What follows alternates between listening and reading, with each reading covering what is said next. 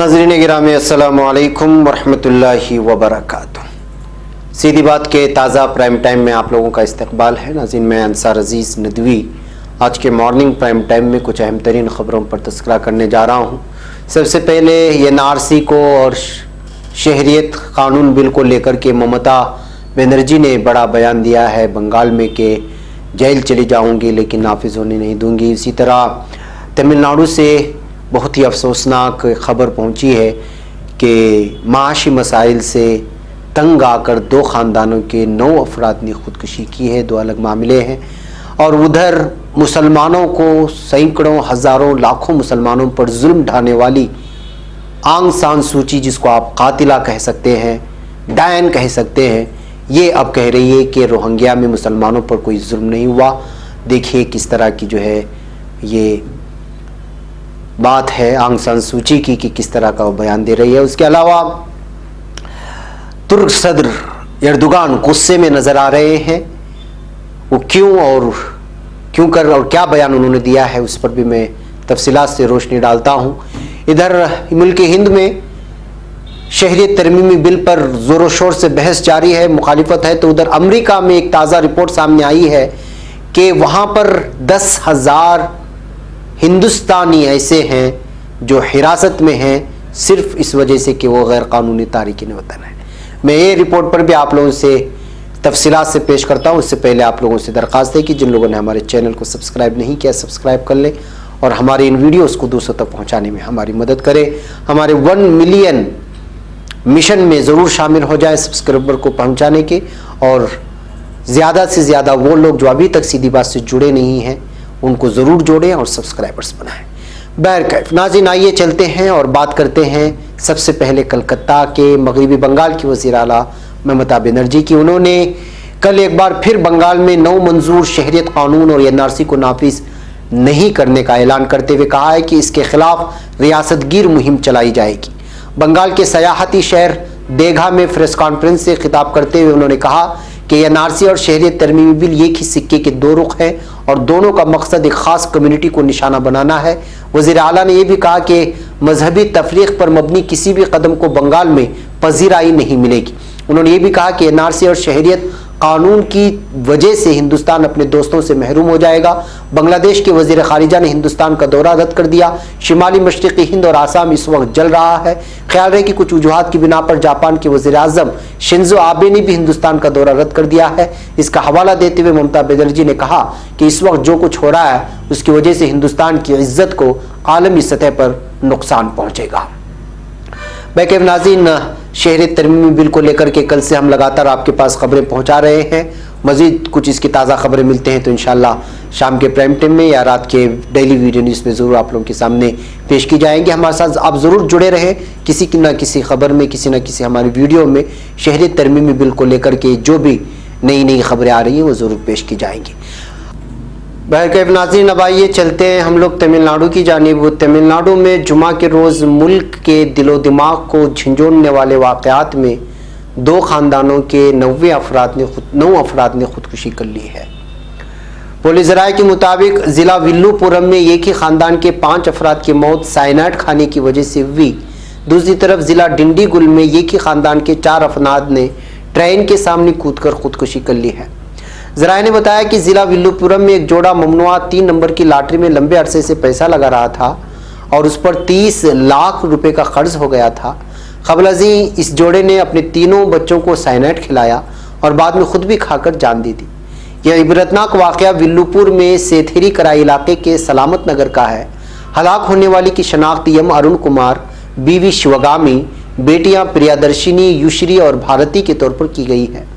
अरुण ने साइनाइड खाने से पहले अपने मोबाइल फ़ोन पर वीडियो क्लिप बनाई जिसमें उसने बताया कि वो एक इक़दाम क्यों उठा रहा है। बादअज़ा उसने उसे अपने दोस्तों के साथ व्हाट्सएप पर शेयर भी किया।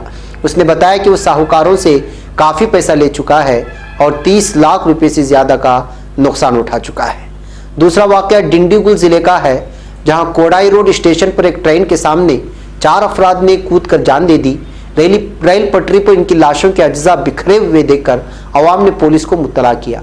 पुलिस ने बताया कि हलाक होने वाले की शनाख्त उथिरापाथी, संगीता, अभिनयाश्री और आकाश के तौर पर हुई है اور وہ وورائے یور علاقے کے باشندے تھے اور انہوں نے خودکشی کیوں کی اس کی وجوہات سامنے نہیں آئی، لیکن یہ دونوں واقعات نے پورے ملک کو جھنجھوڑ کر کے رکھ دیا ہے کہ معاشی مسائل کس طرح لوگوں کو خودکشی کرنے پر مجبور کر رہا ہے۔ ناظرین آئیے اب ہم چلتے ہیں روہنگیا مسلمانوں کو قتل کرنے والی اس خاتون کی جانب جس کو آپ ڈائن بھی کہہ سکتے ہیں، لیکن یہ اب صاف طور پہ منع کر رہی ہے کہ میانمار میں مسلمانوں کے ساتھ ظلم نہیں ہوا۔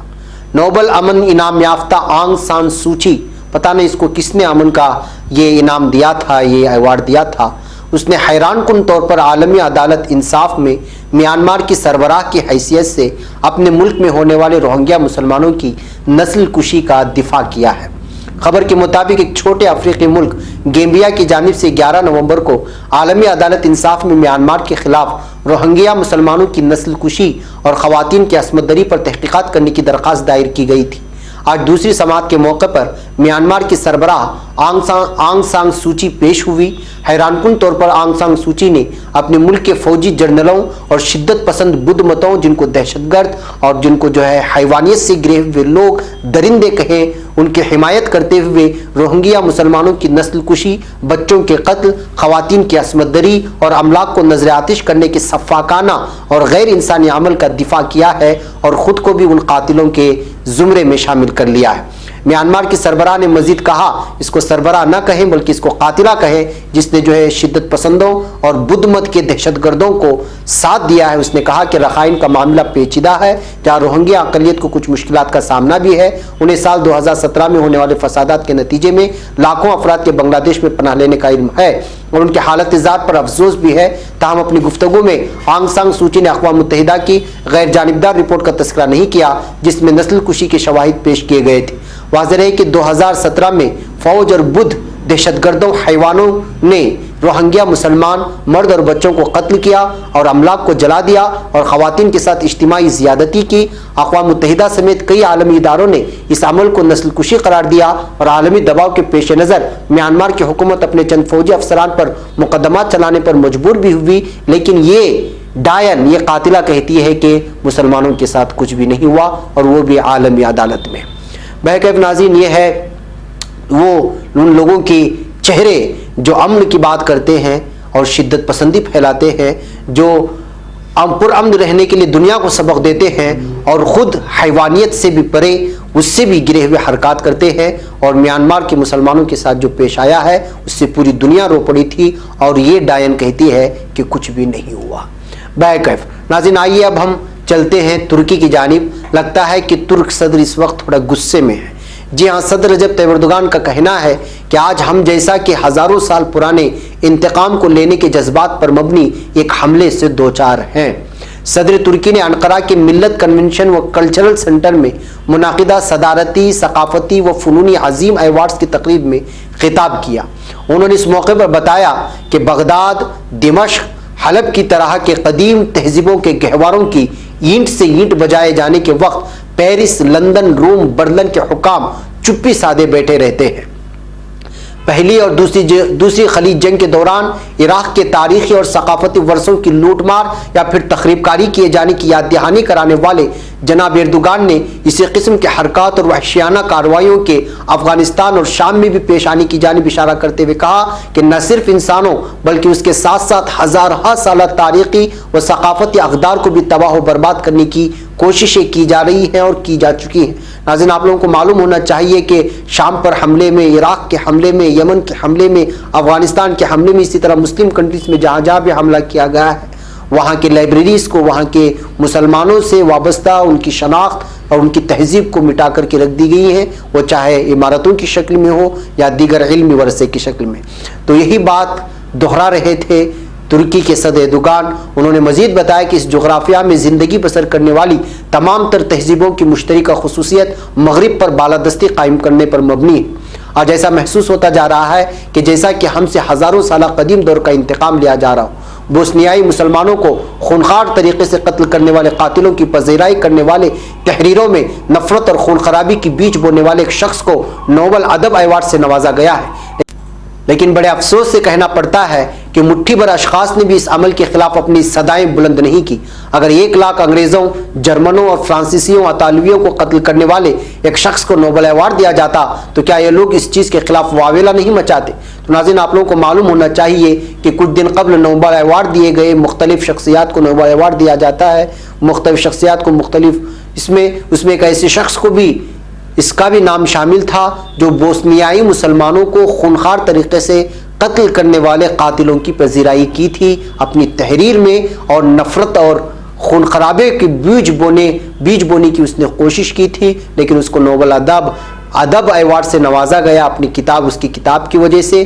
تو ایسے حالات میں ایردوغان صاحب اسی بات کو لے کر کے افسوس ظاہر کر رہے تھے کہ مسلمانوں کو قتل کرنے والوں کو نوبل انعام سے نوازا گیا ہے، اور ایسے حالات میں کوئی بھی ملک بولنے کو تیار نہیں۔ تو وہ یہی سوال اٹھا رہے تھے کہ اگر 1 لاکھ انگریزوں، جرمنوں اور فرانسیسیوں، اطالویوں کو، یعنی اٹلی میں رہنے والوں کو اگر قتل کرنے والے کسی شخص کو اگر نوبل ایوارڈ دیا جاتا تو کیا وہ لوگ اس وقت واویلا نہ مچاتے، کیا وہ خاموش بیٹھتے؟ یہ پوچھتے ہوئے انہوں نے اپنے غصے کا اظہار کیا تھا اسی نوبل انعام ایوارڈ کی وجہ سے جو ایک قاتل کو دیا گیا ہے۔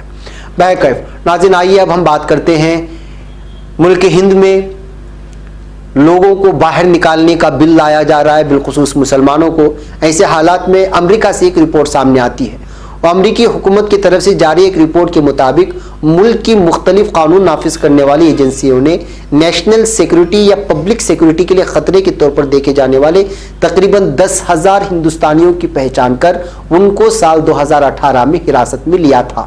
اس سرکاری رپورٹ کے مطابق ان 10,000 لوگوں میں سے 831 کو امریکہ سے باہر بھی نکال دیا گیا، یعنی ہندوستانیوں کو۔